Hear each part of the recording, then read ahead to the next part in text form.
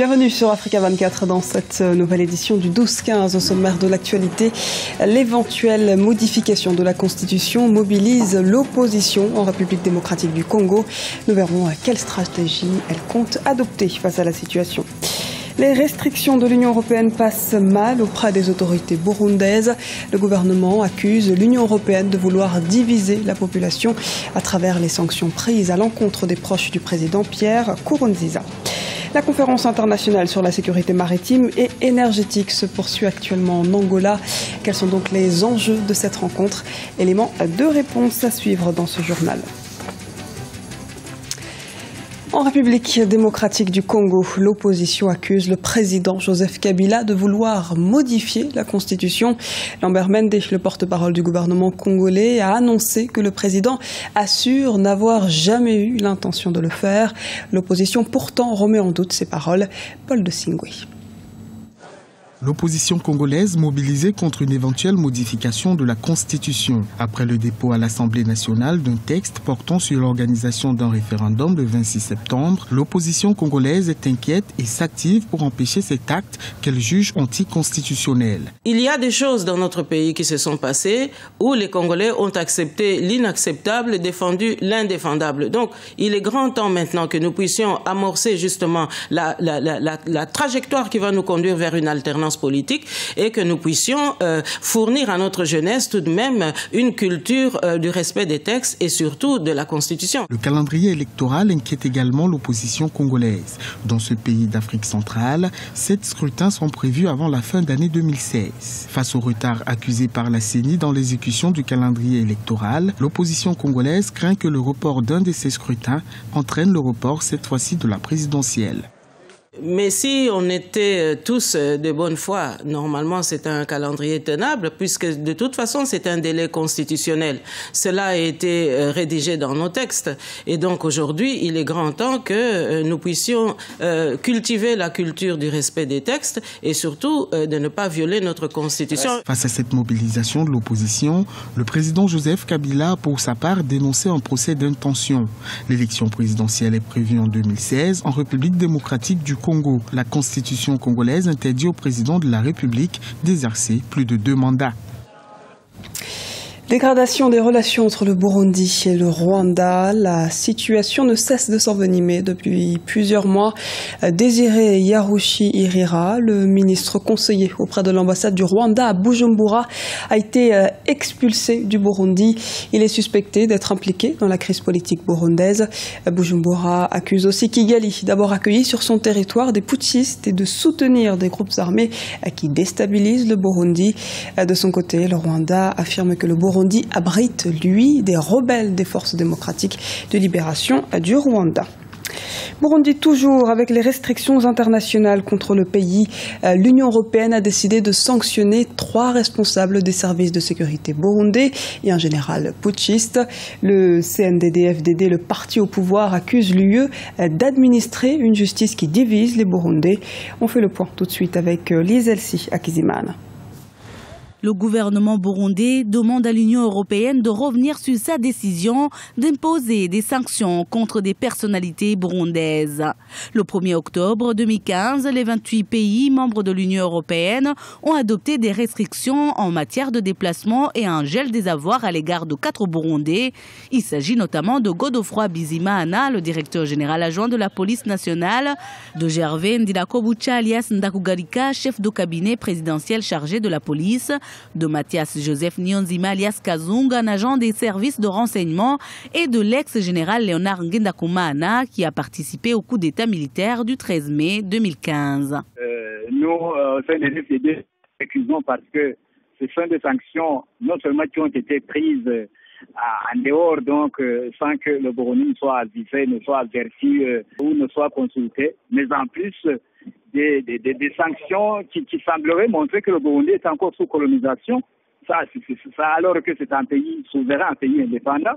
Lors d'un communiqué lu à la radio-télévision nationale le 3 octobre 2015, le porte-parole du CNDD-FDD, parti au pouvoir, a dénoncé des sanctions qui viseraient qu'une seule ethnie, un argument rejeté par les membres de l'opposition et la société civile. En ce moment, la question sur l'ethnie ne se pose pas en réalité, parce que quand on voit aussi bien les morts ou quand on voit les membres de l'opposition politique, les membres de la société civile, on a pratiquement toutes les ethnies au niveau dans leur direction. Et on va dire même que si on voulait être beaucoup plus précis, il y a beaucoup plus de Hutus qui sont tués aujourd'hui au Burundi que même de Tutsis. Sur le terrain, la tension persiste.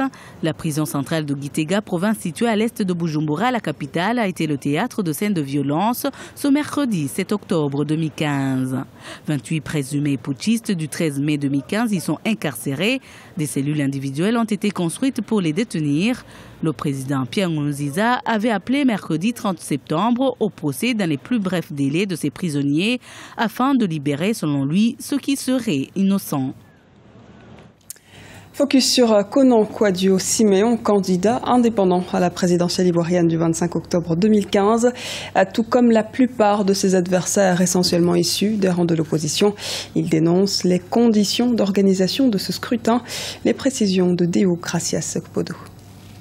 Malgré un faible score, moins d'1% des suffrages exprimés lors de la présidentielle de 2010, Konan Kwadwo Siméon, alias KKS, s'est engagé pour une nouvelle fois dans la course à la magistrature suprême de la Côte d'Ivoire. Ce dernier estime surtout qu'aucun projet de développement durable ne pourrait prospérer dans le contexte sociopolitique actuel. Il en veut pour preuve la division de la classe politique ivoirienne et même de la société civile ou encore le bilan du président sortant, Alassane Ouattara, qu'il juge décevant. J'estime que le bilan du président Alassane Ouattara concernant la coexistence pacifique, la cohésion sociale, donc la réconciliation nationale est un échec. La réconciliation est à la fois économique, sociale et politique. J'ai pensé que la société civile dont je suis membre devrait apporter sa contribution, donc ma neutralité, mon indépendance, mon impartialité, parce que la réconciliation est question d'impartialité et d'indépendance. Candidat indépendant à la présidentielle du 25 octobre, KKS insiste sur les bases de l'unité nationale. Pour lui, la réconciliation n'est plus une option. Il s'agit désormais d'un passage obligé pour garantir une paix durable en Côte d'Ivoire. Mais déjà faudrait-il que certaines conditions soient respectées en ce qui concerne ce scrutin présidentiel, comme l'a aussi réclamé Essi Amara, l'un des 10 candidats ayant suspendu sa participation au scrutin.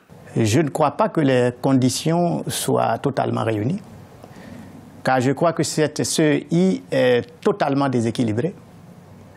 Je crois aussi que les conditions d'équité au niveau de l'accès aux médias d'État est problématique. Nous sommes là dans une situation qui n'est pas trop différente de la situation de 2010. C'est pour ça que je parle de consensus minimum de tous les acteurs et notamment de tous les candidats pour aller à cette élection. Aux côtés d'autres membres de l'opposition, Konan Kwadwo Siméon avait manifesté le 28 septembre dans la capitale ivoirienne pour exiger la dissolution de la commission électorale indépendante. Cet appel ne semble pas avoir été entendu par les autorités. Jeudi 1er octobre 2015, le gouvernement a décidé d'allouer une enveloppe de 100 millions de francs CFA pour soutenir chaque candidat. Une aide financière que Konan Kwadwo Siméon a rejetée. Toujours en Côte d'Ivoire, sachez que ce mercredi, seulement 4 des 10 candidats à l'élection présidentielle du 25 octobre ont signé un code de bonne conduite. Il s'agit du président sortant Alassane Dramane Ouattara, Jacqueline Claire Kouangwa, Pascal Affinguessan et Henriette Lagou. Et la Guinée s'organise également pour la tenue de l'élection présidentielle ce 11 octobre. À cette occasion, Africa 24 reçoit ce soir à 19h GMT en direct de Conakry le professeur Alpha Condé dans une émission spéciale Face à nous, présentée par Constant Némalé en compagnie de Babylas Boton, Marie-Angèle Touré et Thierry Ngangang. Un entretien inédit du président de la République, candidat à sa propre succession. Conférence internationale sur la sécurité maritime et énergétique. L'événement a débuté à Luanda, la capitale angolaise, ce mercredi 7 octobre 2015. Un des objectifs principaux attendus, l'adoption de la déclaration sur ces deux grands enjeux internationaux. Les précisions de Lise Alcy à Kizimana. Luanda accueille la conférence internationale sur la sécurité maritime et énergétique. Depuis ce lundi 7 jusqu'au 9 octobre 2015, la capitale angolaise réunit plus de 300 invités venus de 52 pays du monde, ainsi que des organisations régionales et internationales. Le gouvernement angolais, avec le soutien des gouvernements des États-Unis et de l'Italie, a décidé d'organiser une conférence internationale sur la sécurité maritime et énergétique afin de contribuer à un renforcement des initiatives nationales et régionales en réponse aux menaces sur la côte atlantique, en particulier dans le golfe de Guinée. Cette conférence internationale sur la sécurité maritime et énergétique vise plusieurs objectifs. Il s'agit notamment d'analyser les causes et les stratégies à mettre en place pour combattre la criminalité dans le golfe de Guinée, le trafic d'êtres humains et le blanchiment d'argent afin d'assurer un réel développement de l'économie bleue. Il s'agit de mutualiser les ressources, les forces, les intelligences. Il y a des enjeux de la manière dont tout cela sera implémenté sur le terrain. Il y a des enjeux financiers, il y a des enjeux de gouvernance politique. Et tout cela permet de comprendre pourquoi on va associer plusieurs États pour trouver ensemble les moyens qui permettent d'implémenter avec le moins que ces risques et de plaintes possibles l'ensemble des États engagés dans l'activité d'exploitation pétrolière et de sécurité maritime. Les invités vont se pencher aussi sur le déversement illégal de déchets dans la mer, la pollution, la dégradation de l'environnement et la mauvaise protection des infrastructures portuaires et pétrolières. La prochaine conférence internationale sur la sécurité maritime se tiendra du 2 au 7 novembre 2015 à Lomé, au Togo. C'était le journal de la rédaction. Merci pour votre fidélité. Retrouvez dans un instant une nouvelle édition du 12-15 sur Africa 24.